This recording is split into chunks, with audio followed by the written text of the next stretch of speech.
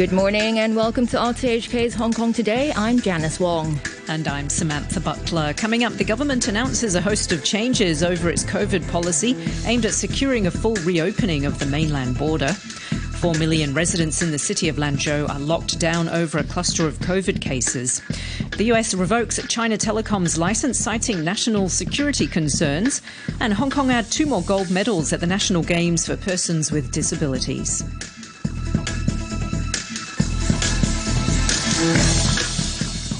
The government has announced a host of changes over its COVID policy aimed at securing a full reopening of the mainland border. Most quarantine exemptions will be scrapped and rules over when recovered patients can be discharged from hospital will be tightened. As Damon Pang reports, those who are ready to leave hospital will need to spend another 2 weeks in quarantine starting from today. The government says the new requirement is part of its proactive anti-epidemic strategy to maintain zero infection. It says patients who have recently recovered from COVID may still carry the virus, and this arrangement will further reduce the risk of them bringing the virus into the community. After getting the all clear from hospitals, these patients will be sent directly to the North Lantau Hospital for their 2 weeks of isolation. The conditions for discharge from hospital are also being tightened. Patients who displayed symptoms won't be let out of hospital until at least 10 days have passed since the onset of the illness. They will need to have been fever-free for at least 3 days and shown clear improvement in respiratory symptoms and lung x-rays. At least 10 days will need to have passed since an asymptomatic patient's first positive COVID test before they're discharged.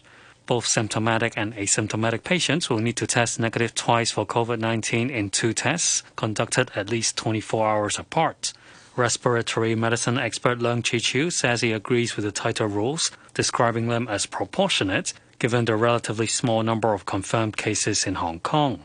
Especially for those who become positive soon after discharge, there is no absolute guarantee that they may not have been a false negative test upon discharge. And so, if they are subject to another 14 days of quarantine, that will help to minimize the risk.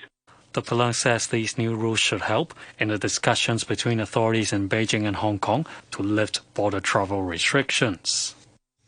The Chief Executive, Carrie Lam, says Hong Kong is going to scrap most of its quarantine exemptions following discussions with mainland health experts about reopening the border. Mrs. Lam addressed concerns that the strict quarantine rules would damage Hong Kong's status as an international finance centre, saying that easing the measures would make it less likely the border could be reopened. Wendy Wong reports. At the moment, some travellers from overseas, such as senior finance executives, can avoid quarantine if the government considers their activities to be in the interest of Hong Kong's economic development. But speaking to reporters before the weekly Executive Council meeting, Carrie Lam said the exemptions are going to be limited to people providing emergency services or daily necessities to Hong Kong. At the beginning of last year, in relation to exempted groups of quarantine-free personnel, most of these will be removed. We will only leave those relating to emergency services or services relating to the everyday supply and logistics of Hong Kong, say, for example, cross-boundary truck drivers. Whenever a measure is ready, we will launch it. This is to give the confidence of the central authorities that it is safe to open the border. Addressing concerns that keeping strict quarantine rules will damage Hong Kong's status as an international financial centre, the CE said this is a dilemma, but relaxed measures would make it less likely that the border could be reopened. She reiterated that the priority is resuming quarantine-free travel with the mainland, saying Hong Kong's primary advantage is being a gateway to the rest of China. The government also said Hong Kong residents aged 12 to 17 who have received only 1 dose of the BioNTech vaccine overseas will from Friday be able to board a flight and return to the SAR. The same will apply to all Hong Kong residents currently in high-risk countries who have medical certificates proving that it's not suitable for them to get a second jab because of health reasons. Previously, only fully vaccinated residents could return home, with children under 12 being exempt from the requirements. Meanwhile, there were 3 imported cases confirmed yesterday. The 2 women and the man flew in from Pakistan and Singapore. And we'll be talking to epidemiologist Benjamin Cowling in about half an hour's time to get his reaction to the changes in the COVID policy. Mainland officials have placed the city of Lanzhou under lockdown in a bid to rein in the spread of COVID-19. The restrictions come as the country reported 29 new domestic infections. Richard Pine reports. 6 of the 29 new domestic infections were reported from Lanzhou, the provincial capital of Gansu province. Officials there said the movement of residents would be strictly controlled and limited to going out to buy essential supplies or receiving medical treatment. The latest rules come on top of strict stay-at-home orders imposed on tens of thousands of others in northern China, with access to tourist sites already limited and residents advised not to leave the city unless absolutely necessary.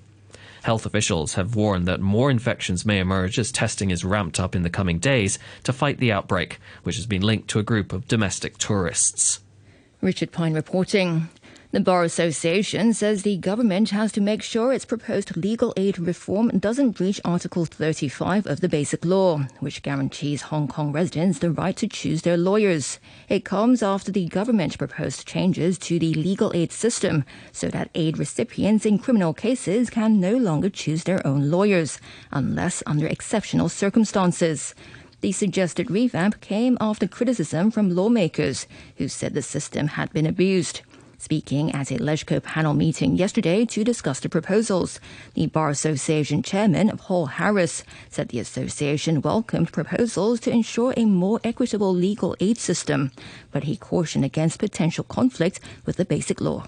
The matter that obviously springs out of this paper is that whatever change is made with regard to nomination arrangements will have to be compliant with Article 35 of the Basic Law, and it may be that a bit of work is needed to devise a scheme that is compliant and can't be challenged on those grounds.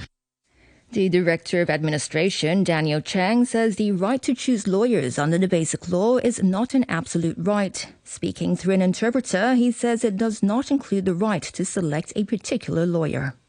This right is not absolute. The Director of Legal Aid does have the duty to impose appropriate restrictions. Now, what is this article all about? It is to ensure that Hong Kong residents can have access to courts, choice of lawyers, and also to receive a fair trial. That's the Director of Administration, Daniel Cheng. The chairman of the Journalists Association, Ronson Chan, says a new requirement for people to give their identity card numbers when carrying out company or land registry searches will put journalists under greater legal risks. The government says the new requirement, due to take effect on Monday, will require people to state the purpose of their searches and undertake not to use the information elsewhere or in contravention of the Privacy Ordinance. Mr. Chan told Joanne Wong that journalistic work should be clearly stated as one of the allowed purposes for registry searches. When you're making the land search or company search, you have to say what is your purpose. But we cannot choose the purpose on press or journalist purposes. So if we lack a choice, so if we choose a purpose that the law enforcement agency thinking that this is not your real purpose, then they can easily to prosecute or charge you. And after you have leaving your name and ID card number, that the evidence is very easily to show that you have choose and purpose which the law enforcement agency think you are not in the appropriate purpose, then you will be charged. Do you think this will discourage investigative journalists from doing their job or even newcomers from joining this field of journalism?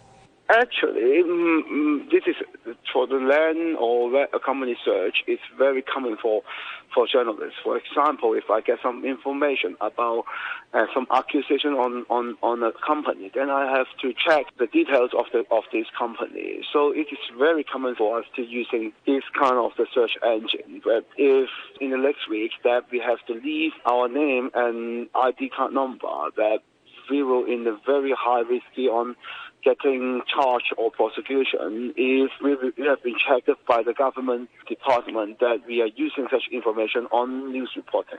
Can you tell me more about how things were done in the past, and how do you see these changes affect upcoming investigative journalism, investigative reports? Well, on before that, we only have to leave a name and no ID card number is needed. And even if you choose any one of these purpose, that it seems that it's not easy to be checked.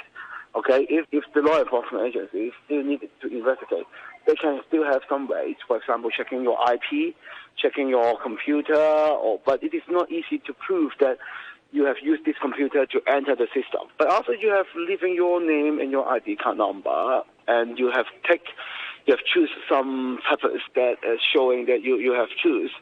But after that, if you see that the information using on the news reporting, then it is very easy to prove that your information is used for press purpose, but not the purpose that what you have been choose on the system. For journalistic work, why is it so sensitive that reporters have to worry about giving their identification information? Of course, we understood that there are this information are important and have its privacy consideration. We are not saying that we have some special rights that we don't need to leave any name or ID card number.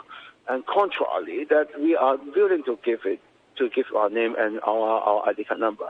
But the main point is there is no choice for any journalistic work or press purposes just related to the public interest that we can choose to use for this kind of information. So if we use this information, then we have to choose the purpose, but no purpose is suitable for us. So if we keeping to do this report, then we have to choose a purpose that will be easily to be accused or charged by the law enforcement agency. Have you spoken to the authorities about this? We have expressed this will on around May of this year, and since that in the company search, that the government was trying to hide some important information that we cannot see all the information from the company registry. We have expressed that we should have opportunity to choose right purposes, for example, press or journalistic work to process our reporting. However, we don't get any actual answer or arrangement on this issue. Ronson Chan, chairman of the Journalists Association, speaking there to Joanne Wong. A group of construction workers staged a protest outside Queen Mary Hospital and blocked a section of Pok Fu Lam Road yesterday morning in a labour dispute. Timmy Sung has details. The labour dispute involved about 100 workers of a subcontractor of a redevelopment project at Queen Mary Hospital. A hospital spokesman said it understood the project's main contractor was in the process of terminating its contract with the subcontractor. According to the spokesman, Labour Department officials said the case didn't have to do with wage owed. Pictures and videos circulated on social media showed workers placing traffic cones on the road during the protest, which led to congestion in the area. The Transport Department said all lengths of Pok Fu Lam Road near the hospital were closed to traffic at one point. About 30 people took part in a demonstration which lasted about an hour. The protesting workers have now agreed to hold talks with the subcontractor and the main contractor to try to resolve the dispute. China Telecom says it's planning to pursue all available options after the US regulator revoked its license to operate in the country on national security grounds. The company says it's disappointed by the decision of the US Federal Communications Commission. Here's the BBC's Jonathan Josephs. The FCC, the Federal Communications Commission, which is the US telecoms regulator, gave 6 reasons in reaching this decision. Essentially, they boiled down to national security concerns. But the Commission is concerned that China Telecom is owned and controlled by the Chinese government, and that allows the Chinese government to have undue influence on the company and what it does, and that it can be used to engage in espionage and other harmful activities against the United States, according to this FCC statement. They also said there was other classified evidence from government agencies that that meant that China Telecom is a national security risk for the US. So obviously that hasn't been disclosed because it's classified. Now you have to remember that telecoms infrastructure is a very important part of any modern state because of the data that it carries. For the world's two biggest economies, it's yet another front for rivalry. And so China Telecom, though, has said it is disappointed in this decision and it will pursue all options available to it. You should remember that the US market isn't very important for China Telecom and its financial situation. It's a much bigger presence in China itself, where it has 370 million mobile subscribers and 168 million broadband subscribers. The Commerce Ministry says Vice Premier Liu He has spoken to US Treasury Secretary Janet Yellen via a video call and held practical, candid and constructive exchanges on the macroeconomic situation and bilateral cooperation. According to a readout issued by the ministry, the two sides agreed it was important to strengthen communication and coordination. Beijing also reportedly expressed concerns over US sanctions and the treatment of Chinese enterprises. The US Treasury, meanwhile, said in a separate statement that Janet Yellen also raised issues of concern without elaborating further. The niece of the Japanese Emperor, Princess Mako, has married her non-royal fiancé, Kei Komuro, in unusually subdued proceedings after years of public controversy. The royal wedding didn't have any of the usual pomp, ceremony or glamour. The couple simply signed the paperwork to become husband and wife before answering press questions in writing. Todd Harding asked RTHK's Tokyo correspondent Julian Ryle why the wedding was carried out in such a low-key manner. There's been an awful lot of opposition in the highest parts of Japanese society to this marriage. The engagement was announced in September 2017, and initially everyone was extremely happy. The princess was getting married, even though it was known that she would be leaving the imperial family. Very quickly after that, the first tabloid reports came out that something was slightly amiss in the Komuro family. It subsequently emerged that his mother had some sort of financial shenanigans with a former boyfriend. Now, the Imperial Household Agency, truly the power behind the throne, is extremely risk-averse, and to them that was just too much to take on. And very quickly, the engagement was delayed, and Mr. Komuro, the groom-to-be, went to America, went to New York to complete his law studies. Yes, we've heard her husband, Kei Komuro, isn't very popular in the country, and a lot of people don't see him as a good match for the princess. Is that why? There's lots of reasons, but unfortunately it does come back to that. Yes, the scandal over his mother's financial dealings is the root of the problem, but of course the Japanese tabloid media have grabbed onto this, and it has led to some very, very unfortunate headlines here in Japan. There are suggestions that he's not purely Japanese, for example. There are suggestions that at university he had a string of girlfriends. None of these are substantiated. And also, it has led to greater speculation on social media. It's very hard for Mr. Komuro and his future wife to sort of hit back or to at least play down these suggestions. And I think that they have become very frustrated at that inability. But that's the way it is. And unfortunately, some headlines have led to even more. And Princess Mako also declined a dowry, around $1.2 million US, which she was entitled to for leaving the imperial family. Why was that? I think the sense was that with financial questions hanging over her husband-to-be, it was the right thing to do. Obviously, there are economic problems here in Japan as well at the moment, and they wanted to be seen to be doing the right thing.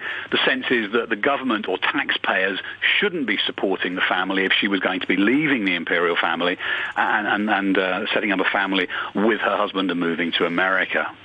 Okay, now that Mako has turned into a commoner, what's next? Will she stay in Japan, or do you think she'll move to the US with her husband? For tonight, she's here in Japan. They're going to have it a bit low-key in Japan for a couple of days. The paperwork, I understand, has been put in. She has to apply for a passport now. She's a commoner. But as soon as that is completed and she has the passport, they will then be applying to the American embassy to move to the U.S. on a semi-permanent basis. Mr. Komuro is a lawyer with a New York law firm, and it looks very much as if they're both very keen to get away from the scrutiny of the tabloid media here in Japan, move to New York, set up a house together, and lead something of a far more normal life, and in time have children and just blend into New York society. I think that's what they intend or hope to do. That's our Tokyo correspondent, Julian Ryle.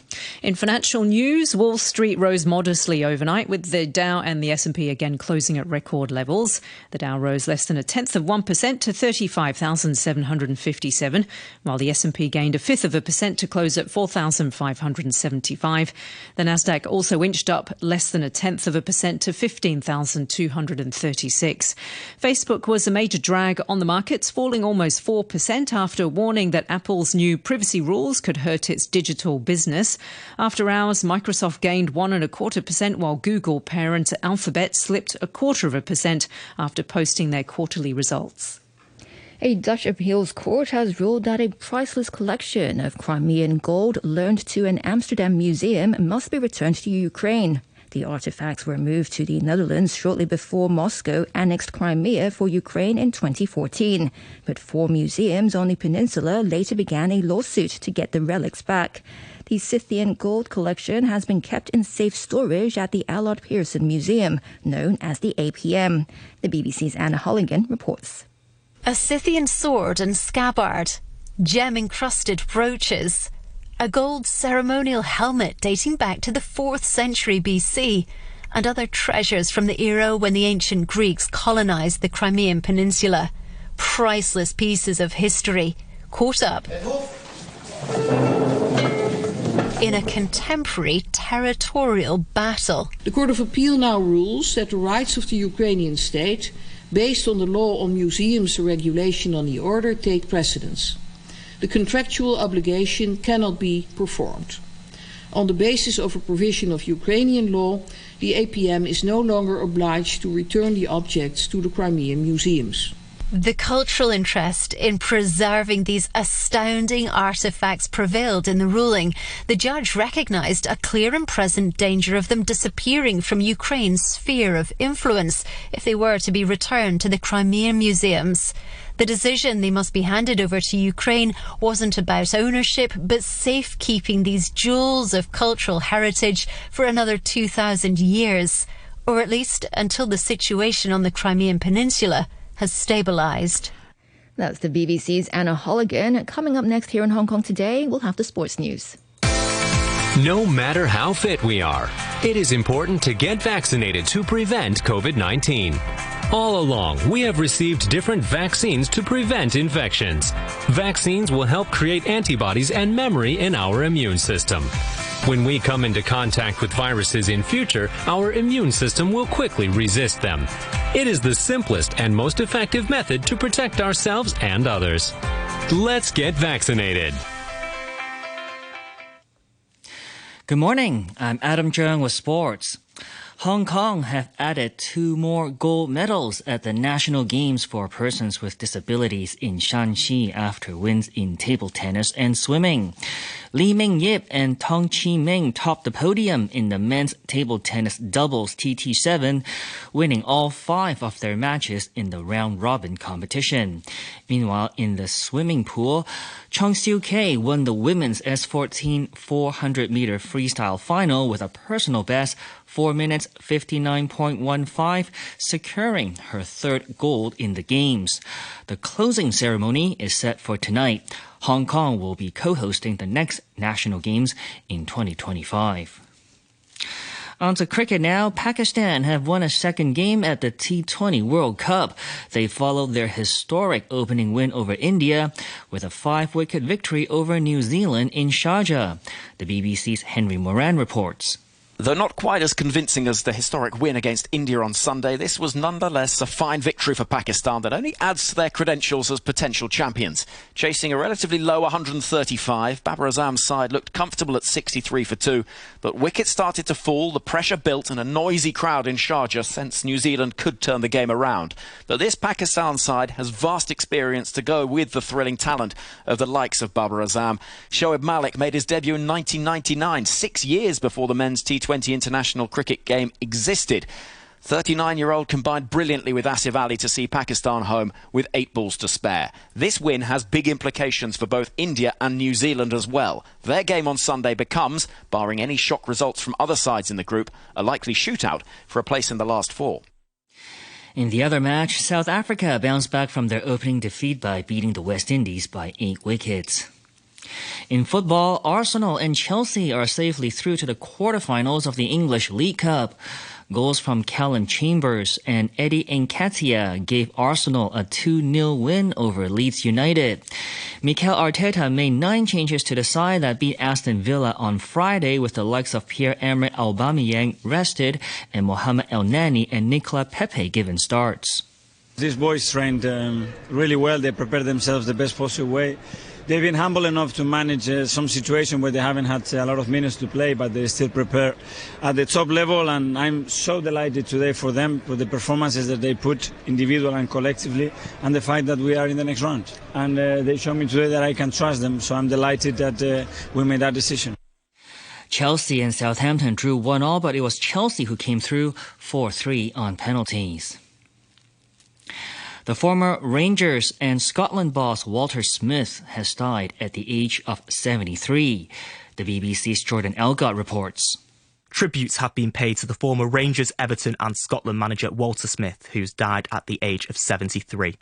Smith achieved legendary status at Ibrox with 21 trophies, including 10 league championships, in 2 spells, making him the second most successful Rangers boss ever behind Bill Struth. On social media, alongside a picture of him and Smith, the current Rangers manager Steven Gerrard said, "Thank you for all your wisdom, support and friendship. You meant the world to everyone at Rangers." And in a club statement, the Rangers chairman Douglas Parks said Smith embodied everything that a Ranger should be. His character and leadership was second to none and will live long in the memory of everyone he worked with during his 2 terms as first-team manager. That's all the sports for now. We'll have more in 25 minutes. Thanks, Adam. The weather forecast for today, mainly cloudy with 1 or 2 light rain patches in the morning. Sunny intervals later with highs of around 28 degrees. Winds moderate east to northeasterlies, occasionally fresh offshore. Right now it's 25 degrees, relative humidity 75%.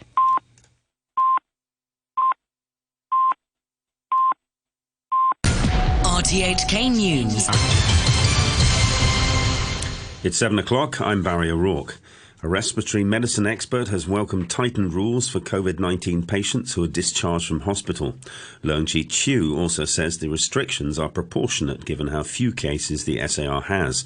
From today, the criteria for releasing a patient from hospital will be made stricter, and those who are discharged will have to spend a further 2 weeks in quarantine before going home.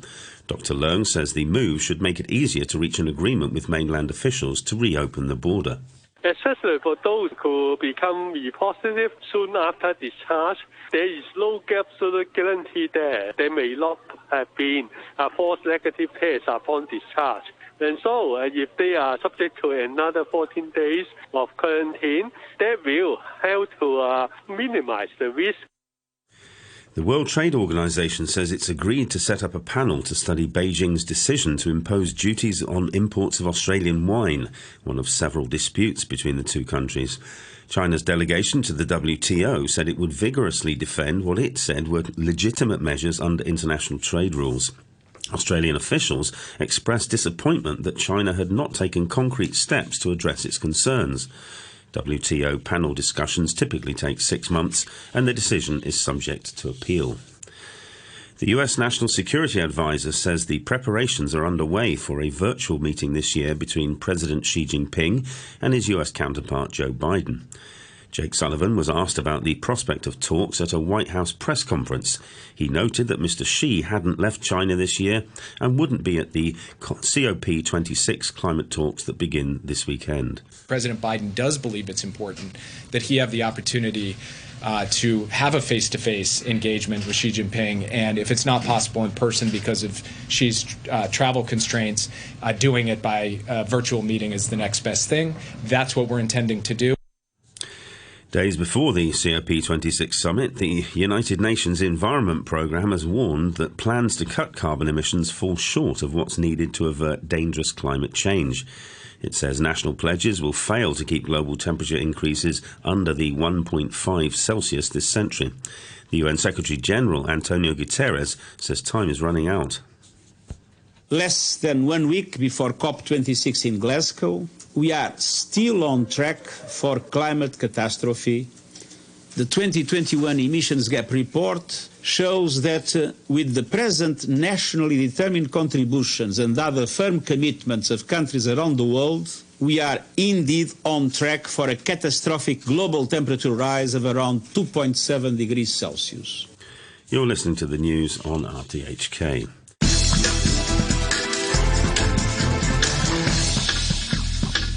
Thanks to Barry O'Rourke in our newsroom. This is Hong Kong Today with Janice Wong and me, Samantha Butler. Coming up in the next half hour, we'll get reaction from infectious diseases expert Benjamin Cowling after the government scraps quarantine exemptions and tightens rules on when recovered patients can be discharged from hospital.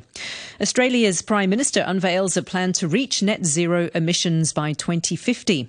And more than 120 people are arrested over selling goods on the so-called dark web. We can and we will shine a light. The agencies you see here will bring to bear all of their resources to protect our citizens. But first, the Chief Executive, Carrie Lam, denies the national security law has horrified people or prevented them from operating legitimate businesses in Hong Kong. As Timmy Sung reports, she said no one knew for sure why a number of civil organizations had recently disbanded. Carrie Lam's comments came a day after Amnesty International said it would close its 2 offices in Hong Kong by the end of the year, citing threats posed by the national security law introduced by Beijing last year.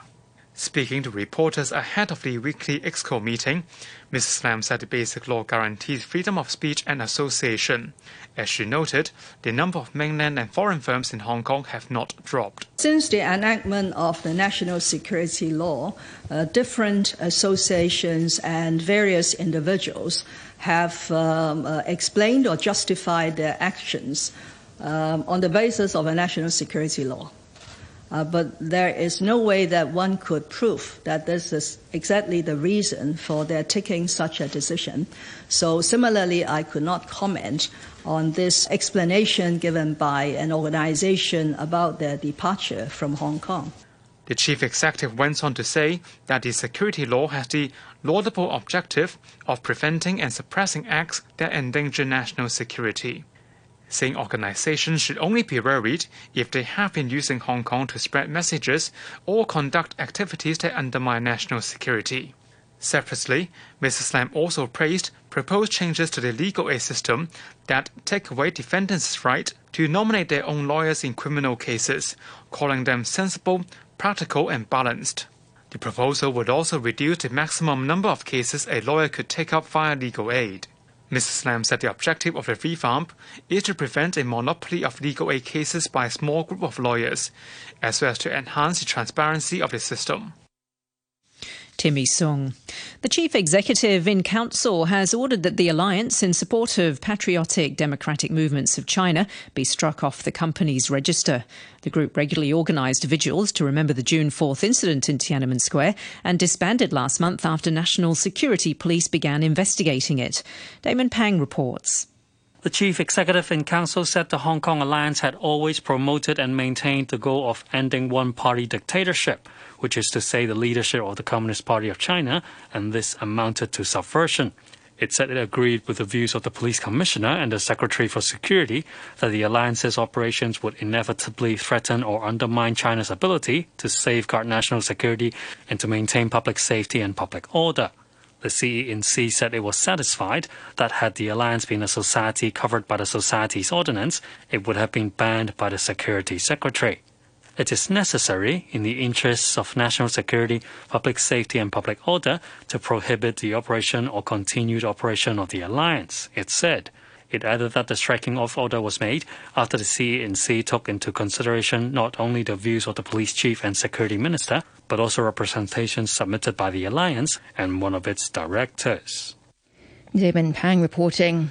The chief executive, Carrie Lam, says Hong Kong is going to scrap most of its quarantine exemptions. She says this follows discussions with mainland health experts aimed at securing a full reopening of the border. She said the priority was resuming quarantine-free travel with the mainland, as Hong Kong's primary advantage was acting as a gateway to the mainland. In addition, it was announced that recovered patients would have to spend another 2 weeks in hospital before being discharged. To discuss these changes, we're now joined on the line by infectious diseases expert Benjamin Cowling from the University of Hong Kong School of Public Health. Good morning, Professor Cowling. Good morning. Thanks for joining us on the program. So, first of all, what do you think of the changes made to the hospital discharge criteria for recovered COVID patients? I mean, should the government be tightening it now? I don't understand these new guidelines. So at the moment, the previous policy is that people who have COVID are put in isolation until doctors are confident that they've recovered and they're no longer contagious, they're no longer a threat if they're discharged. That's happened more than 10,000 times. We have more than 10,000 discharge cases back into Hong Kong. There's never been any report of any recovered case triggering a community outbreak, and that's the same in the rest of the world. I'm not aware of any documented report of a recovered case triggering a community outbreak. The new policy starting today is that all those cases that have been judged to recover, no longer pose a threat to the community, will be isolated for a further 14 days. And so the average hospitalization is going to go from maybe 10, 12 days up to almost 4 weeks for each case. And that seems to me like it must be a waste of public resources, putting extra pressure on hospitals when we know there's already a brain drain because some doctors and nurses have left the hospital authority. And also, I think it must be causing a harm to patients, which is not justified by any public health benefit. So I really don't understand this suggested policy. But would it help prevent repositive cases from entering the community? No. Anyway, there's no risk to the community of repositive cases because those cases are not contagious. We've detected them from time to time. They've been detected in other parts of the world. There is a little bit of a panic whenever there's a positive case picked up in the community. That's a repositive case, and it takes a little bit of time to determine that it was actually a repositive. But those are not risk to the community. So I don't think that's a reasonable rationale for this policy. Apart from these measures announced last night, the chief executive also said yesterday that the government plans to scrap most quarantine exemptions, which would allow it to catch up with mainland standards. Should the exemptions be scrapped at this time? Yeah, there's been a long list of exemptions. I think more than 10 different categories of exemptions, a lot of different categories of VIPs from various types of businesses and organizations. But the one that strikes me as posing difficulties particularly is the exemption for aircrew, because when that's scrapped, airlines are going to find it more difficult and more expensive to fly in and out of Hong Kong. But of course it will make Hong Kong safer. That is one of the loopholes through which COVID could get into the community, and reducing the opportunities for COVID to get into the community will help us to stay clear of COVID for longer. And that's the government's objective with this strategy, so that we can have an open border with the mainland. And this comes as the business community has expressed a concern over the quarantine arrangements here. How does Hong Kong's quarantine arrangement compare with other places? So Hong Kong's one of the few places in the world that still has on-arrival quarantines for people, because Hong Kong is one of the few places in the world that is pursuing the zero COVID strategy. So it's a little bit different to most other parts of the world that are moving on beyond COVID. But of course, right now in Hong Kong, our vaccine coverage is not high enough to choose any other strategy. If the government decided to change direction and follow maybe the Singaporean model, then the priority would be to get the vaccine coverage up to a higher level, particularly in elderly. Right now, because of the strategy for zero cases, then the focus has to be on preventing importations into the community, and on-arrival quarantine is a key part of that. And the chief executive also said that these measures are aimed at being allowing Hong Kong to be in step with the mainland, and that Hong Kong's priority should be resuming cross-border quarantine-free travel. Are we going in the right direction? These measures will certainly improve the possibility of that outcome, will certainly improve the chances that we can establish and maintain an open boundary with the mainland. And the other advantage is that we will have a very small number of COVID cases in the coming months, most likely. But the disadvantage of that is for businesses that have international links because of the on-arrival quarantines, and also for people in Hong Kong who have family overseas, because it looks like these travel restrictions and quarantines are going to be in place for some time. And do you expect more border control measures to be tightened in future? That's not clear because they're already very tight. The 21-day quarantine is more than enough. I've said many times that a 14-day quarantine is already sufficient to protect Hong Kong. The 21 days is more than what's necessary. What we may see, and what's been done in the mainland, is specialist facilities being constructed for on-arrival quarantine. Right now, of course, we're using hotels in the city, but in Shanghai and Guangzhou, they've constructed special facilities, a bit like Penny's Bay, supposedly a little bit nicer. If that was done in Hong Kong, maybe near the airport, that would be a more sustainable approach to handle on-arrival quarantines. Maybe could increase the capacity, and maybe could also keep it a little bit safer because, of course, within hotel transmission is still one of the risks for COVID to get into the community here. And the government also announced that 12 to 17-year-olds who had received one dose of BioNTech vaccine will be allowed to return from high-risk countries. Do you know if there are many teenagers who have received just one dose of BioNTech from high-risk countries? Certainly there would be.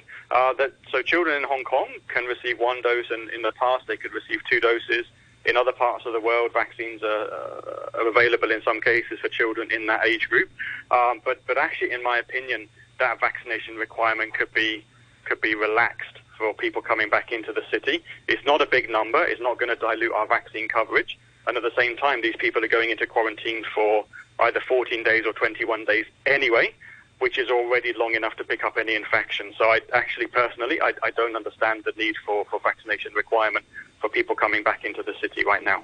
And staying on the issue of vaccination, Sinovac has applied to health authorities here to allow children as young as 3 to receive its COVID-19 jabs. What are your thoughts on that? I think we have to have an assessment in our heads of how many cases we're expecting in the coming 6 months, in the coming year in Hong Kong. If we're expecting a lot of cases in Hong Kong in the coming 6 or 12 months, then I think it's a priority to get the vaccine coverage up to a high level. If we're not expecting a lot of cases in the coming 6 or 12 months, then vaccination of children may do more harm than good. And I would also mention that the zero COVID strategy is a strategy which aims and expects to have a very small number of cases in the community. So if we're in the group of people that think there's going to be a lot of cases in the community in the coming 6 months or a year, then we may also be thinking that zero COVID is not a sustainable strategy for Hong Kong. The mainland lowered the age limit for receiving Sinovac to 3 around 4 months ago. Have you seen any data related to the use of Sinovac on children that young? What I've heard in the mainland is they've now almost finished the vaccination of secondary school children, and they're now right in the middle of the campaign to vaccinate primary school children. I don't think they're going all the way down to age 3 in the community as a whole, but they're probably doing 5 to 11s right now with Sinovac. They've got 75% coverage in the mainland, and that's going to go up well beyond 80% once they've finished vaccinating primary school children. So in China, actually, if they wanted to, they could safely relax their COVID measures and aim to go back to normal. But there's also advantages to public health of keeping the zero COVID policies in place, because then you don't have people getting COVID, people getting sick, and people dying in some cases from COVID. And just finally, earlier you mentioned that we would be doing more harm than good if we inoculated kids. Why is that? Well, for every 100,000 children, or you could say other people as well, who get vaccinated for COVID, there's going to be a handful of serious reactions. That's been documented. It's a very, very small number. And anywhere else in the world where COVID's circulating, you'd say that there's going to be a lot of benefits of vaccination because there'll be infections averted, hospitalizations averted, and deaths averted in children and in other age groups as well. But in Hong Kong, if our assessment is that there's going to be a very small number of cases in the coming 6 or 12 months, then that benefit is then correspondingly very small. So certainly in the last 6 months in Hong Kong, there's been quite a number of cases of myocarditis after vaccination, leading to hospitalization. And of course, we haven't had any COVID in Hong Kong in the last 6 months. If we're not expecting any COVID in the next 6 months as well, I would suggest to maybe defer vaccination until later when we have a plan for reopening, and then we'll need the vaccines. All right, we'll have to leave it there, but thanks for joining us this morning. That's Benjamin Cowling, an infectious diseases expert from the University of Hong Kong. The hospital authority says it'll allow some flexibility for people who require medical care but don't have the smartphone Leave Home Safe app. Soon, using the app will be a requirement to enter all government buildings. Wendy Wong reports. From Monday, people aged between 12 and 65 will need to use the Leave Home Safe app to enter government buildings and offices, with only the disabled exempt. But concerns have been raised about what this will mean for people who don't have smartphones, including those who can't afford them. When it comes to public hospitals, staff will be flexible, according to Dr. Larry Lee, a chief manager with the authority. The majority of the patients who do not have the smartphone, I think we will allow some flexibility for them to receive the medical service and also for the emergency service as well.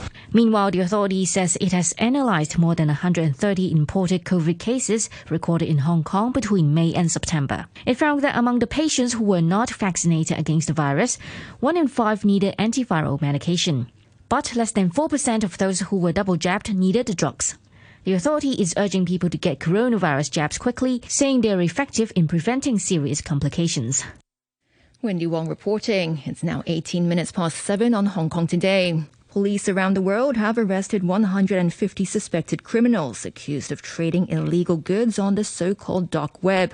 That's the part of the internet that can only be accessed using special software to keep all users anonymous.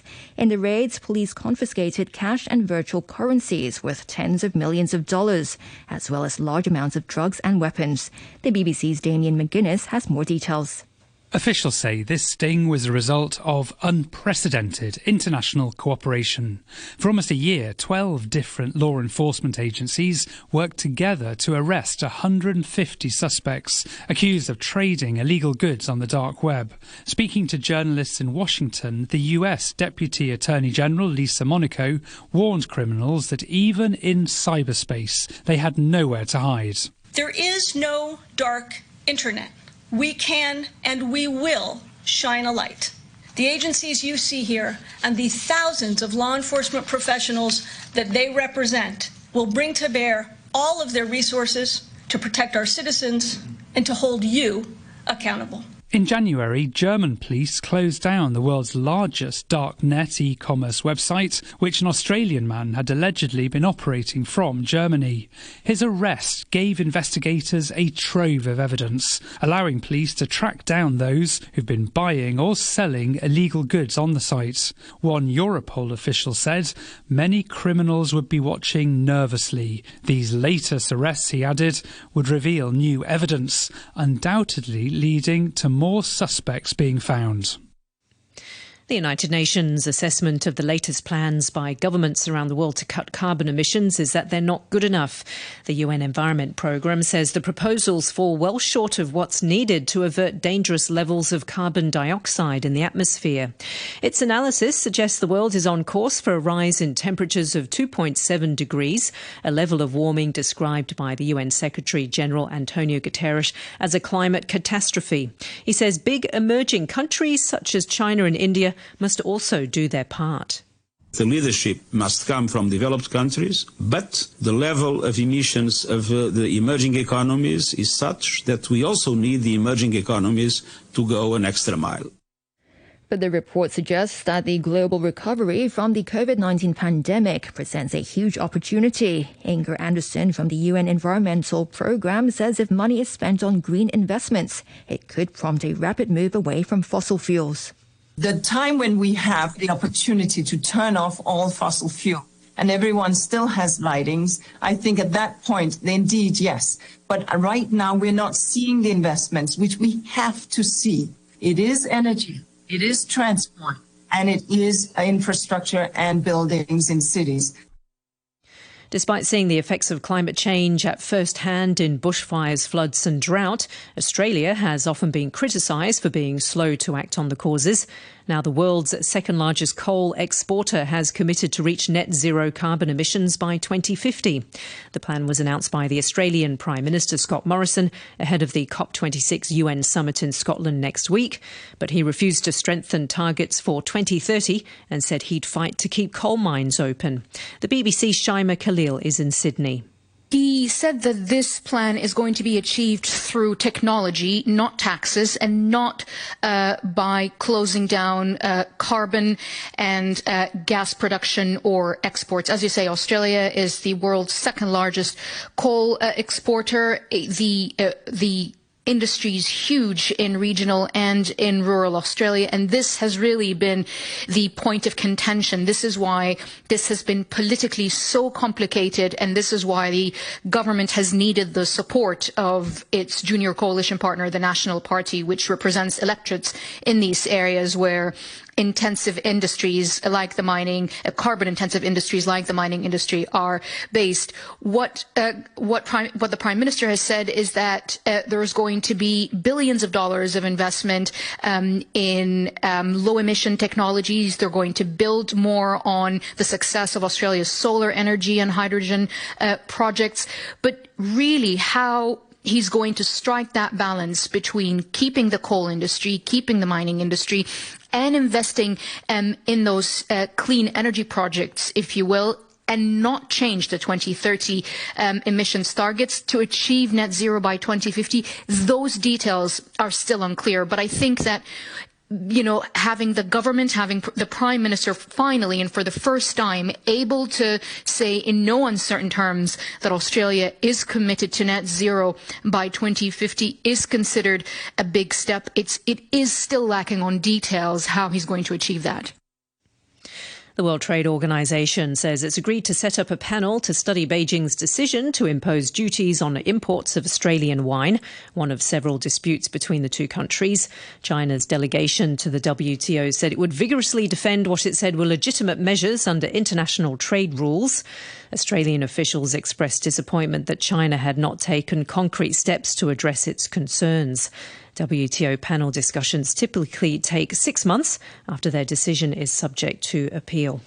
Asian stocks are expected to start on the back foot this morning. Future markets are pointing to falls of 220 points or 0.9% for the Hang Seng at the open and a decline of almost 0.5% for the Nikkei in Tokyo.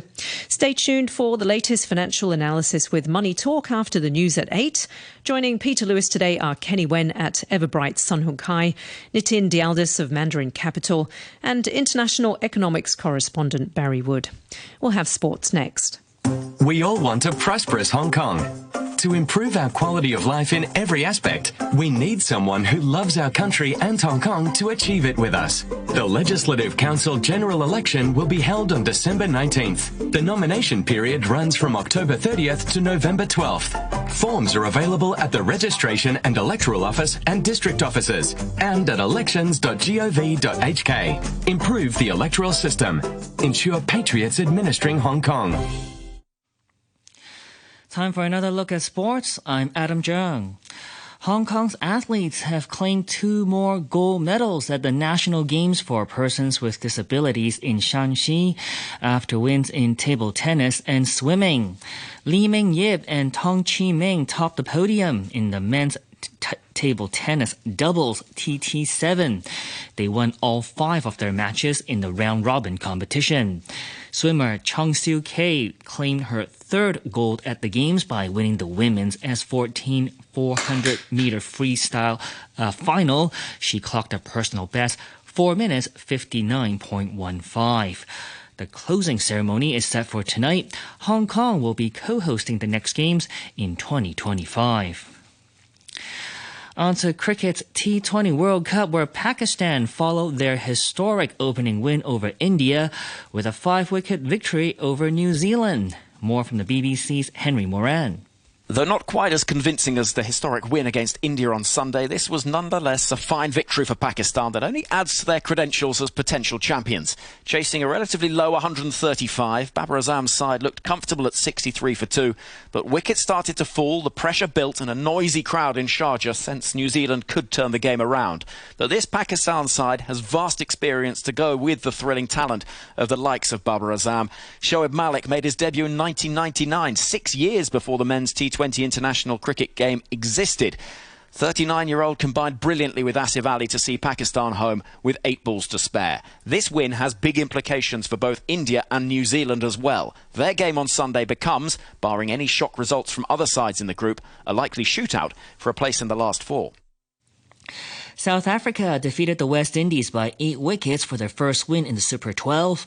Today, England face Bangladesh. Scotland take on Namibia.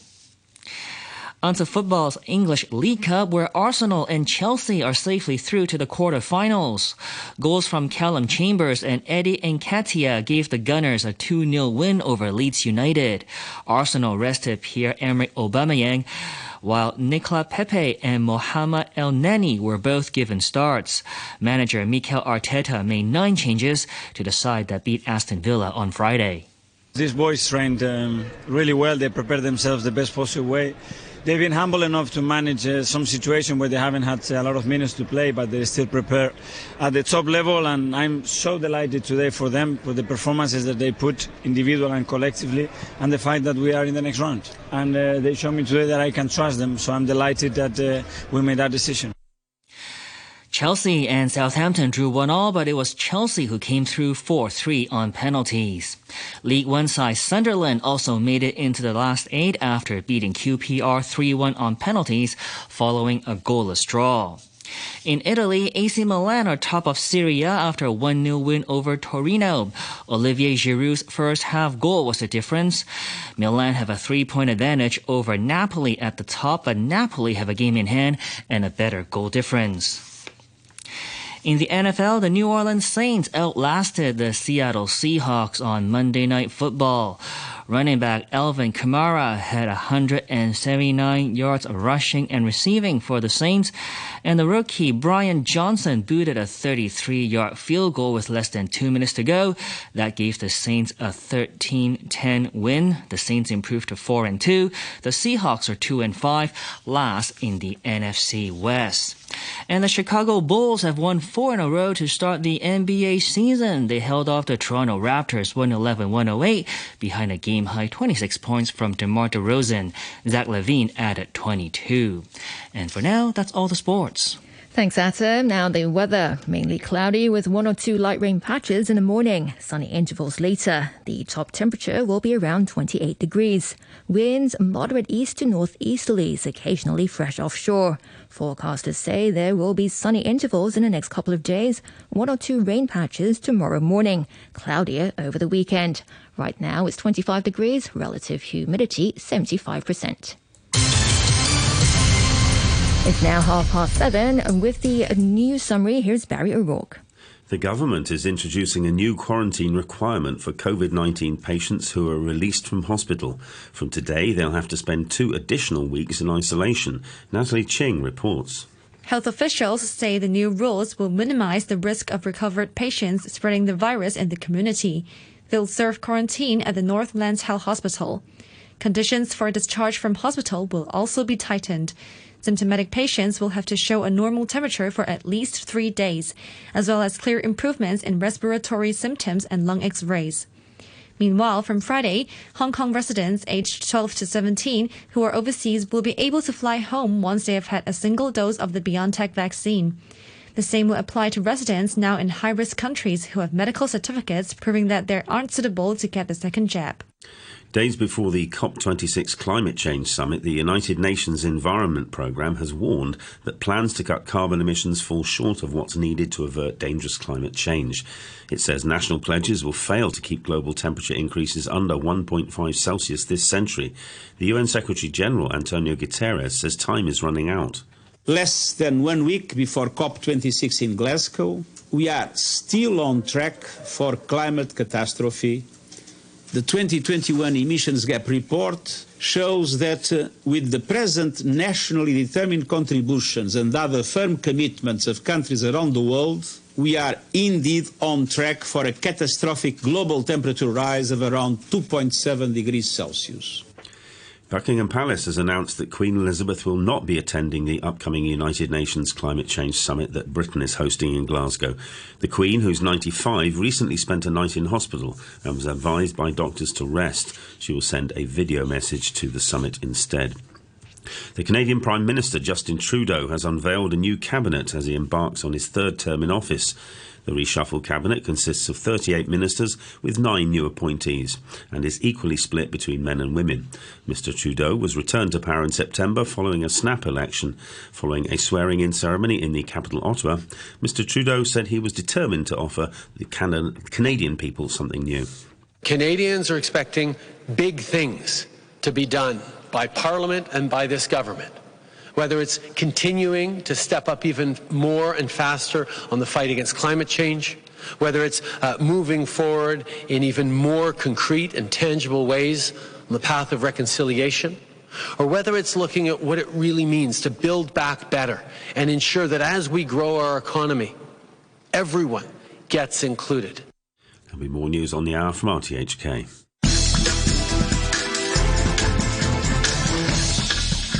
Thanks to Barry O'Rourke in our newsroom. This is Hong Kong Today with me, Janice Wong, and Samantha Butler. Still to come in the final half hour, we'll talk to our Australia correspondent about the booming trade in smuggled Australian lobster. Naturalist and broadcaster Sir David Attenborough says rich nations have a moral responsibility to help the most vulnerable over global warming. And 45 years after he disappeared, one of the victims of a notorious serial killer is identified. We were able to come up with a family tree, get DNA samples from family members to make the match and to close out this case.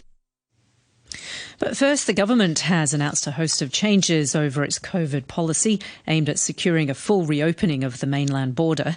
Most quarantine exemptions will be scrapped and rules over when recovered patients can be discharged from hospital will be tightened. As Damon Pang explains, those who are ready to leave hospital will need to spend another 2 weeks in quarantine starting from today. The government says the new requirement is part of its proactive anti-epidemic strategy to maintain zero infection. It says patients who have recently recovered from COVID may still carry the virus, and this arrangement will further reduce the risk of them bringing the virus into the community. After getting the all clear from hospitals, these patients will be sent directly to the North Lantau Hospital for their 2 weeks of isolation. The conditions for discharge from hospital are also being tightened. Patients who displayed symptoms won't be let out of hospital until at least 10 days have passed since the onset of the illness. They will need to have been fever-free for at least 3 days and shown clear improvement in respiratory symptoms and lung x-rays. At least 10 days will need to have passed since an asymptomatic patient's first positive COVID test before they're discharged. Both symptomatic and asymptomatic patients will need to test negative twice for COVID-19 in 2 tests conducted at least 24 hours apart. Respiratory medicine expert Leung Chi-Chiu says he agrees with the tighter rules, describing them as proportionate, given the relatively small number of confirmed cases in Hong Kong. Especially for those who become positive soon after discharge, there is no absolute guarantee that they may not have been a false negative test upon discharge. And so, if they are subject to another 14 days of quarantine, that will help to minimize the risk. Dr. Leung says these new rules should help in the discussions between authorities in Beijing and Hong Kong to lift border travel restrictions. Damon Pang. The Chief Executive, Carrie Lam, says Hong Kong is going to scrap most of its quarantine exemptions following discussions with mainland health experts about reopening the border. Mrs. Lam addressed concerns that the strict quarantine rules would damage Hong Kong's status as an international finance centre, saying that easing the measures would make it less likely the border could be reopened. Wendy Wong reports. At the moment, some travellers from overseas, such as senior finance executives, can avoid quarantine if the government considers their activities to be in the interest of Hong Kong's economic development. But speaking to reporters before the weekly Executive Council meeting, Carrie Lam said the exemptions are going to be limited to people providing emergency services or daily necessities to Hong Kong. At the beginning of last year, in relation to exempted groups of quarantine-free personnel, most of these will be removed. We will only leave those relating to emergency services or services relating to the everyday supply and logistics of Hong Kong, say for example cross-boundary truck drivers. Whenever a measure is ready, we will launch it. This is to give the confidence of the central authorities that it is safe to open the border. Addressing concerns that keeping strict quarantine rules will damage Hong Kong's status as an international financial centre, the CE said this is a dilemma, but relaxed measures would make it less likely that the border could be reopened. She reiterated that the priority is resuming quarantine-free travel with the mainland, saying Hong Kong's primary advantage is being a gateway to the rest of China. The government also said Hong Kong residents aged 12 to 17 who have received only one dose of the BioNTech vaccine overseas will from Friday be able to board a flight and return to the SAR.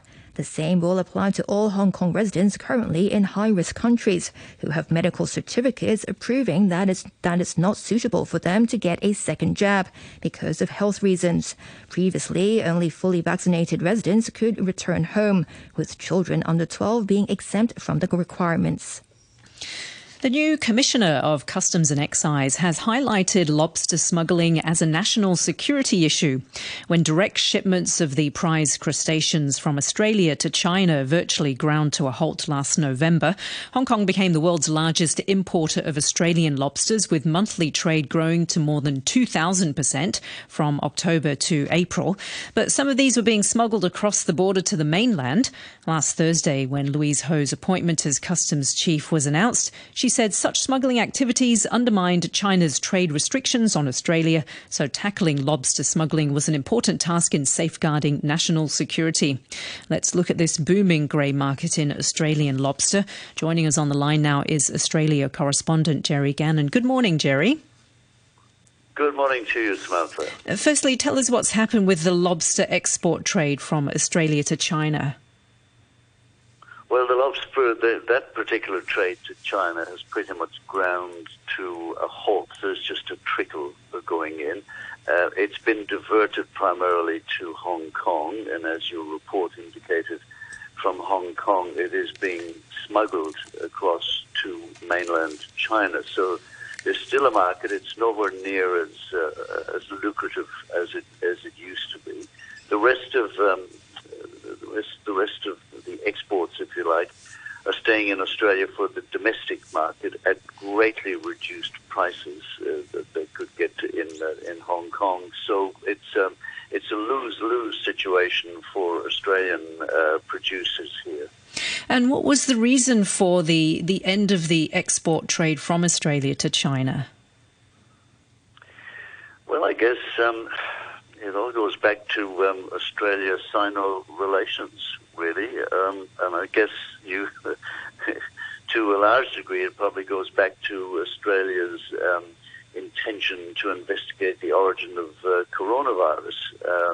That seems to have raised the hackles of the Chinese government. And so Australia has lost a number of valuable trade routes, valuable trade opportunities, wine being among them, and some other commodities. Now, lobster is just the latest one.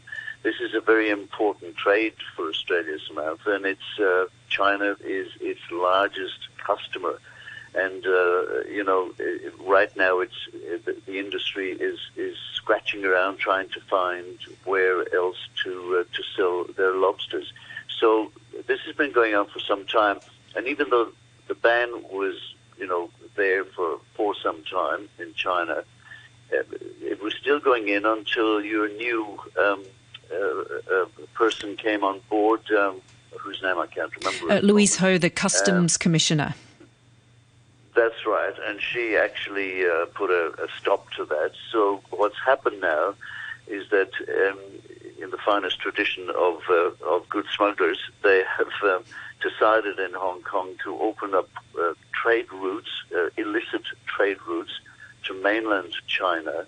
And so despite the best efforts of Chinese and Hong Kong customs officials, there's a lot of lobsters making their way to mainland China.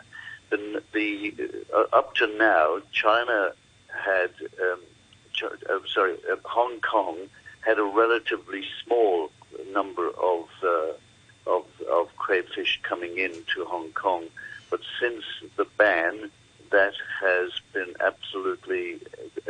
exploded by about 2,000% from October to April, because the fact is that they were coming through Hong Kong and then being on-traded to mainland China. So last year, in October of last year, that's when the ban really took effect. But Hong Kong lobster smugglers moved very quickly into the mainland markets, and now contraband seafood can get up to $340 a kilo, which is twice the price of those sold in Hong Kong. So it's become quite a lucrative market for the smugglers. Now, what's been the reaction in Australia, either from the government and even from lobster farmers, that the smuggled lobster trade is becoming a target for Hong Kong authorities now? It's very interesting. There is a WTO action being taken. Australia's ambassador to the WTO said last Thursday that China had, quote, implemented trade disruptive measures which had ended Australia's export of dozens of commodities, including lobster. Producers themselves are keeping their heads down because they're finding some markets, so they don't want to ruffle feathers. So the main exporter out of Western Australia, actually, will simply not comment on the dispute, because whatever he's managing to sell, he doesn't want to disrupt that and make things any worse than what it is, and obviously hopeful of a resolution which would return the trade to its earlier levels. And how is the state of China-Australia relations at the moment? Any signs of improvement in the future?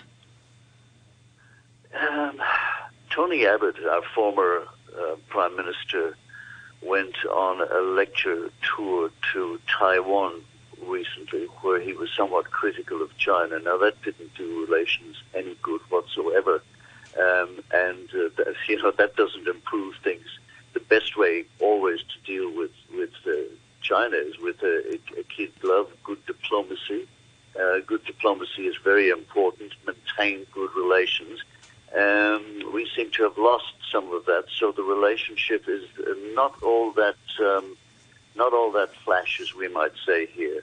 It's interesting when we go back to talk about crayfish that the origin of crayfish, it began in rural China, and it was used as a cheap food ingredient. But as those workers moved into cities for jobs, they brought their dishes with them, and that began China's love affair with crayfish, which is now a luxury item in Beijing restaurants in particular. So the relationship is going to take a bit of work, Sam, to work through and get back to an even keel. We have to see what the WTO is going to come up with and what resolution, if there is going to be a resolution, that will emanate from this particular stoush. Thanks for joining us this morning. I guess in the meantime, it means that local Australians can be enjoying some cheap lobster. That's our Australia correspondent, Jerry Gannon. It's now 15 minutes to 8 on Hong Kong Today. The United States has revoked China Telecom's license to operate in the country, citing national security concerns. The U.S. Federal Communications Commission said Beijing's ownership and control of China Telecom gives it the opportunity to engage in espionage and other harmful activities against the United States. This is not the first time that a Chinese telecommunications company has been targeted by U.S. authorities, as the BBC's Zhao Yinfeng explains. So China Telecom is far from the first Chinese telecom companies to be targeted by U.S. officials. Last year, the FCC designated Huawei and another Chinese company, ZTE, as threats to communication networks, making these two companies harder to sell equipment to U.S. firms. And also in 2019, the FCC revoked a large Chinese telecom company, China Mobile's U.S. license. And they are in the process of trying to provoke other two licenses of two Chinese telecom companies as well. Certainly leading to more turmoil to the diplomatic relationship, and this may trigger retaliation from China. Some American telecom companies such as AT&T, they have operation in China, and Beijing has the option to target them as well. And just last month, the two countries reached a political solution for the case of Huawei executive Meng Wanzhou and the two Canadians detained in China, kind of removing a roadblock for the summit between President Biden and President Xi, which is scheduled by the end of the year. But we'll have to keep an eye whether this move on China Telecom will snowball into something bigger. China Telecom says it's planning to pursue all available options after the U.S. regulator revoked its license. It said it was disappointed by the decision of the U.S. Federal Communications Commission. Buckingham Palace has confirmed that 95-year-old Queen Elizabeth won't be attending next month's climate summit in Glasgow. The Queen spent a night in hospital last week and has been advised to rest by her doctors. The news comes as another prominent British nonagenarian, Sir David Attenborough, called on world leaders to act on climate change before it's too late. The naturalist and broadcaster says the richest nations have a moral responsibility to help those most vulnerable to the effects of rising temperatures. I think it would be really catastrophic if the developed nations of the world, the more powerful nations of the world, simply ignored these problems. Do we say, oh, it's nothing to do with us and cross our arms? We caused it. Our kind of industrialization is one of the major factors in producing this change in climate. So we have a moral responsibility, even if we didn't cause it. We would have a moral responsibility to do something about thousands of men, women and children who have lost everything. Can we just goodbye and say, well, it's no business of ours? Do you have to believe there's still things to be done about it? And I believe there are.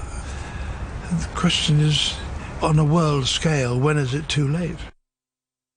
One world leader who will be at the COP26 summit in Glasgow is President Ivan Duque of Colombia, whose country figures on the list of those most threatened by climate change. Colombia only represents 0.6% of all the world greenhouse gas emissions, but Colombia is one of the top countries more threatened by climate change. And we see that in the increase of the sea levels, in the snowy mountains of the country. You know, there are many conditions that are threatful. But the thing is, Colombia is coming to Glasgow with a very bold and ambitious and decisive set of measures. We're getting there with the clarity that we want to reduce by 51% our CO2 emissions by 2030, that we want to be a carbon neutral country by 2050, and that since we signed the Leaders' Pledge for Nature, we're going to reach the 30 by 30, which is to have 30% of our land as protected area looking towards 2030. But my commitment is to reach that target before the end of my administration. So it's a way of saying Colombia wants to be carbon neutral, but at the same time nature positive. And the big case is if Colombia is doing this, and if Colombia is making such a bold and ambitious move, just representing 0.6% of all the world CO2 emissions, why don't the most powerful countries do the same? A man who vanished 45 years ago has been named as one of the victims of a notorious serial killer. U.S. officials used modern DNA analysis to identify Francis Wayne Alexander. The BBC's Aina Aslam reports. John Wayne Gacy was one of the worst serial killers in American history, having killed 33 young men in the 1970s in the state of Illinois. Gacy would often lure his victims to his home for sex by pretending to be a police officer or promising them construction work, before killing and burying them on his property. When Gacy was executed in 1994, 8 of the bodies found in the crawl space of his home were still unidentified, and they remained so until 2011 when the investigation was reopened. The Cook County Sheriff, Tom Dart, ordered the victims' bodies to be exhumed and requested family members of young men who'd vanished in the 1970s to submit saliva samples for DNA analysis. Francis Wayne Alexander is the 3rd victim to have been identified since then. Sheriff Dart explained how they did it. We were able to come up with a family tree, work through that, get DNA samples from family members to make the match and to close out this case. It was like the typical painstaking work of finding out when Wayne was last seen, tax records, parking tickets, that we were able to put this all together, combining it with the DNA. Officials said Mr. Alexander would have been 21 or 22 when he was killed. In a statement, his sister said it's hard, even 45 years later, to know the fate of our beloved Wayne, who was killed at the hands of a vile and evil man. But she thanked the sheriff's office for giving her family closure. Some brief business headlines. A rebound in digital ad spending at Google continues to lift its parent company's profit. Alphabet said it earned $18.9 billion in the July to September period, up 68% from a year ago. Google is the world's dominant search engine and draws the biggest chunk of the $455 billion global digital ad market. Growth in Microsoft's cloud computing business has helped push its profit up 24% in the July to September quarter compared to the same period last year. It reported quarterly profit of over $17 billion. Microsoft profits have soared through the pandemic thanks to ongoing demand for its software and cloud computing services for remote work and study. Twitter has posted a net loss due mostly to a lawsuit settlement it paid, but its revenue rose sharply in the third quarter, boosted by solid ad sales around the globe. The company said its net loss was over $536 million. That's down from a profit of over $28 million in the same period a year earlier. Shares of Twitter climbed 2.1% to $62.72 in after-hours trading. And Blue Origin, the space tourism company owned by the founder of Amazon, Jeff Bezos, has announced plans to launch a commercial space station. Its executives said they hope to operate the station, named Orbital Reef, by the end of the decade. Promotional material said it would be a mixed-use business park in space and would host up to 10 people. The niece of the Japanese Emperor, Princess Mako, has married her non-royal fiancé, Kei Komuro, and in an unusually subdued proceedings after years of public controversy. The royal wedding didn't have any of the usual pomp, ceremony and glamour. The couple simply signed the paperwork to become husband and wife before answering press questions in writing. Asian affairs analyst Shihoko Goto explains why it was such a subdued affair. This is not the wedding of which fairy tales are made. However, it is going to be inspirational nonetheless. You have to remember that the Japanese royal lineage requires not only women they cannot succeed the throne, but also even if they are members of the imperial household, once they marry, they actually have to leave the family. So by its nature, because they're leaving the family and Princess Mako is marrying a commoner, she is preparing to be a non-royal. So that is one of the biggest reasons for this particular wedding to be quite demure. But another one is that a lot of people are not happy with the selection of the groom, including her own parents. He's been portrayed by the media as a gold digger. His family, his mother in particular, has had some financial problems, and that's really been played up by the media. So what she is doing is not only is she marrying outside of the royal family, she's also renouncing some of the trappings, including about $1 million that comes with it, to be able to marry the love of her life. That's Shihoko Goto. Coming up next here on Hong Kong Today, more sport. The elderly are at high risk of life-threatening conditions from COVID-19. The virus can damage one's heart, lungs and brain. It may cause multiple organ failure that requires intubation in an ICU. After effects can hamper a recovery. Vaccines reduce risks of serious illness, hospitalization and death. Experts advise that any elderly person who has had a flu shot can safely receive COVID-19 vaccines. Get vaccinated early. Adam Jung with a last look at sports. Hong Kong's athletes have claimed 2 more gold medals at the National Games for persons with disabilities in Shanxi after wins in table tennis and swimming. Li Mingyip and Tong Chi-ming topped the podium in the men's table tennis doubles TT7 after a perfect 5 wins out of 5 in the round-robin competition. Swimmer Chong Sui-kei claimed her 3rd gold at the Games by winning the women's S14 400-meter freestyle final. She clocked a personal best 4 minutes 59.15. The closing ceremony is set for tonight. Hong Kong will be co-hosting the next Games in 2025. Next to cricket's T20 World Cup, where Pakistan followed their historic opening win over India with a 5-wicket victory over New Zealand. More from the BBC's Henry Moran. Though not quite as convincing as the historic win against India on Sunday, this was nonetheless a fine victory for Pakistan that only adds to their credentials as potential champions. Chasing a relatively low 135, Babar Azam's side looked comfortable at 63 for 2, but wickets started to fall, the pressure built and a noisy crowd in Sharjah sensed New Zealand could turn the game around. But this Pakistan side has vast experience to go with the thrilling talent of the likes of Babar Azam. Shoaib Malik made his debut in 1999, 6 years before the men's T20 international cricket game existed. 39-year-old combined brilliantly with Asif Ali to see Pakistan home with 8 balls to spare. This win has big implications for both India and New Zealand as well. Their game on Sunday becomes, barring any shock results from other sides in the group, a likely shootout for a place in the last 4.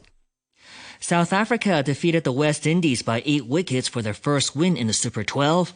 Today, England face Bangladesh. Scotland take on Namibia. Arsenal and Chelsea are safely through to the quarterfinals of the English League Cup. The Gunners got past Leeds United 2-0 with goals from Kellen Chambers and Eddie Nketiah. Arsenal rested Pierre-Emerick Aubameyang while Nicolas Pepe and Mohamed Elneny were both given starts. Manager Mikel Arteta made 9 changes to the side that beat Aston Villa on Friday. These boys trained really well. They prepared themselves the best possible way. They've been humble enough to manage some situation where they haven't had a lot of minutes to play, but they still prepare at the top level, and I'm so delighted today for them, for the performances that they put individual and collectively, and the fact that we are in the next round. And they showed me today that I can trust them, so I'm delighted that we made that decision. Chelsea and Southampton drew 1-1, but it was Chelsea who came through 4-3 on penalties. League One side Sunderland also made it into the last 8 after beating QPR 3-1 on penalties following a goalless draw. And in Italy, AC Milan topped the Serie A after a 1-0 win over Torino. Olivier Giroud's first half goal was the difference between the two sides. And finally, Game 1 of baseball's World Series is just moments away with the Houston Astros hosting the Atlanta Braves. The Astros are playing in the Fall Classic for the 3rd time in 5 years after winning it in 2017. The Braves are in the World Series for the first time since 1999. Charlie Morton starts for the Braves against his former team. The Astros counters with Framber Valdez. And that's your look at sports. Thanks, Adam. A quick look at the weather before we go. Mainly cloudy with 1 or 2 light rain patches in the morning. Sunny intervals later with highs of around 28 degrees. Winds moderate east to northeasterlies, occasionally fresh offshore. Right now, the temperature reading at the observatory is 25 degrees, relative humidity 74%.